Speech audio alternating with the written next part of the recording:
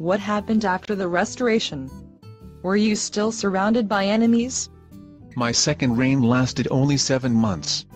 Still surrounded by Afghan enemies, the supporters of the Sur dynasty, I had recovered only part of his dominion. Input error number 1.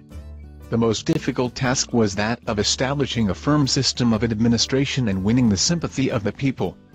There was one advantage. Input error number 1. With his brothers dead or banished, there was nowhere for the loyalty of his followers to swerve. I rewarded my friends and supporters. Bahram Khan became Khan Kailan, Lord of Lords. What happened to your son, Akbar?